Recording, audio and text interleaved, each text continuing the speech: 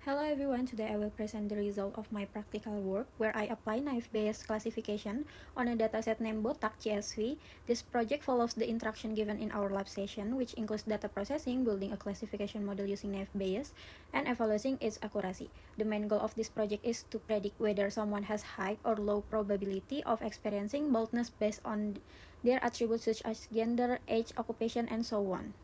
I have divided this explanation into 6 technical parts, starting from loading the data, pre-processing, encoding, splitting, training, and finally evaluating and interpreting the model performance. Let's begin with the first step. So first I import all the necessary Python libraries such as pandas for data handling, numpy for numerical operation, train test split for splitting the data, label encoder for converting categorical data, and machine learning tool from sklearn. Then I load the dataset Botak CSV using pdret CSV.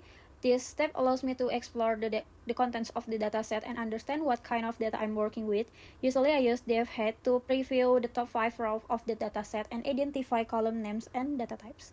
This is a crucial starting point because it helps us to detect if there are missing value, invalid data, or categories that need cleaning later on.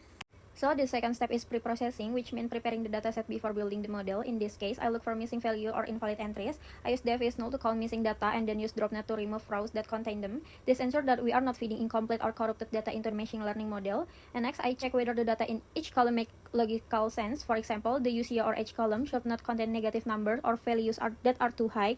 If any abnormal value are found, they can either be removed or corrected. I also convert the column Botak prop, which represents baldness probability, into a new categorical column called Botak category if the probability is greater than or equal to 0.5. I label it as 1, meaning high change of baldness, otherwise is labeled as 0, meaning low change. This done using NP where it transforms as continuous value into classification label that we can use in classification model. And now that the data is clean, we move on to encoding. Most machine learning models, including naive-Bayes, cannot work directly with string or text-based data. They need numerical value, so we need to convert all categorical data such as gender, occupation, status, and so on into numeric form. I use label encoder from sklearn preprocessing to convert each categorical column into a number. For example, laki-laki and perempuan in the gender column become 0 and 1. This is done in a loop for every column that has object data type, and the label encoder are so saved in dictionary so we can reverse the transformation later if needed. After encoding, all the input features are numeric and ready for model training. Finally, I drop the original Botak props column since we now have Botak category as our target variable. And once the data is fully prepared, I split it two parts, training data and testing data. This is a very important step. We need to test the model on unseen data to understand how well it generalizes. I use the train test split function with a test size of 20%, meaning 80% of the data is used for training and 20% for testing. I also set the random state to 42 to ensure the results are reproducible. The function returns for set of data xtrain, xtest, ytrain, and ytest. The training data is used to build the model, and the test data is used to evaluate the model performance. Now comes the main part, building the naive-Bayes classification model. I use the Gaussian class from sklearn naive-Bayes. This variant of naive-Bayes assumes that the input feature follow a Gaussian or normal distribution, which is often suitable for numeric data.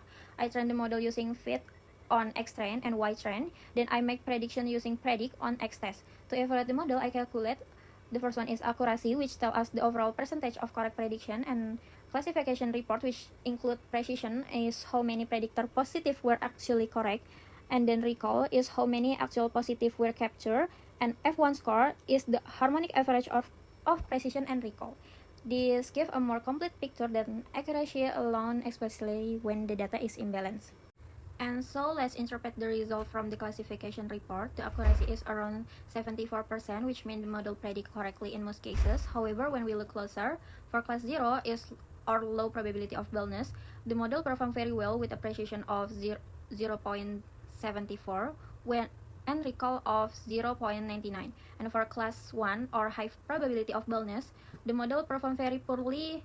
Precision is only 0.25 and recall is 0.00, meaning it failed to detect true positive in that class. They show that the dataset is likely imbalanced, where the majority of data belongs to the low category. As a result, the model is biased toward predicting class 0.